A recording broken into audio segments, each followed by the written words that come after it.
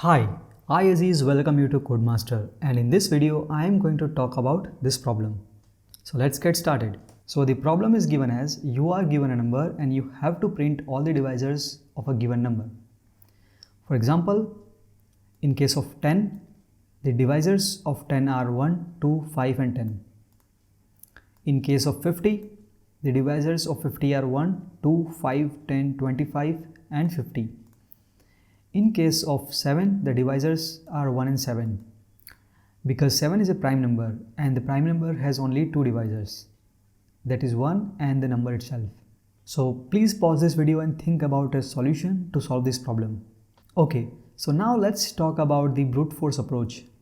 So this is the simplest approach to solve this problem. And what we are doing in this approach, we are simply running a loop from 1 to less than equal to n. And in each iteration, we are simply checking if n is completely divisible by I or not. If it is divisible, then we are simply printing I on the screen. So let's say if n is 10, when I is 1, n is divisible by 1, so the 1 gets printed on the screen. In next iteration, I becomes 2 and n is divisible by 2, so the 2 gets printed on the screen. So in case of 5 gets printed on the screen, and in case of I, 10 gets printed on the screen, so on and so forth. So this is how this function prints all the divisors of a number on the screen. Now let's talk about the time complexity of this function. So how many times the loop is going to run in our program? So we can clearly see that the loop is going to run from 1 to n. It means n times. So the time complexity of this program comes out to be theta of n. That is the exact bound, because this loop exactly runs from 1 to n. Clear? Alright. Now before we move on to our efficient approach, let's talk about some facts. Although I have discussed these facts in previous videos. So just to make you remember, let me recall once again. So the number one fact is all divisors of a number appear in pairs. So in case of 20, 1 and 20 are factors of 20, and if you multiply 1 by 20, we get 20. 2 and 10 are factors of 20, and if we multiply 2 by 10, we get 20, so on and so forth. And the second fact is, in all the pairs, one divisor is always smaller than square root of n, right? So for a pair x and y, when we multiply x by y, we get n. And we know that the one divisor is always smaller than equal to y. Then it means if we multiply x into x, we always get less than equal to n. And after solving this, we get x is less than equal to square root of n. So you can see it clearly that in all the divisor, one divisor is always smaller than other divisor, right? And if we multiply first divisor with itself, it means 1 into 1, we always get a number that is always less than equal to square root of 20, right? So this is about two facts. So basically the idea is simple. Now we do not have to run a loop from 1 to n. Instead, we run a loop from 1 to square root of n. And we run two loops. So the first loop is going to run from 1 to square root of n. And in this loop, we get all the first divisors, right?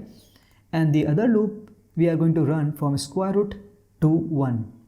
Means we are going to run the second loop in reverse order. And in this loop, we get the second divisor. So this is the idea. So let's implement this idea.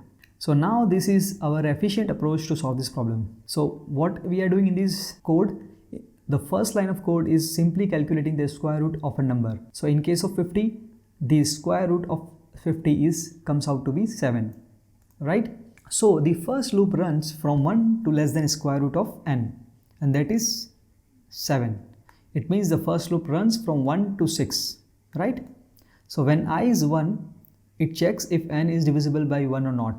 It is divisible by 1, so 1 gets printed on the screen. In case of 2, 2 gets printed on the screen because n is divisible by 2. In 3 and 4, it's not going to print anything. In case of 5, n is divisible again, so it gets printed on the screen. In case of 6, nothing happens. So our first loop gets completed. So now our execution moves to second loop. The second loop starts from square root of n. It means 7 and goes till 1. So in first iteration, I becomes 7, nothing happens.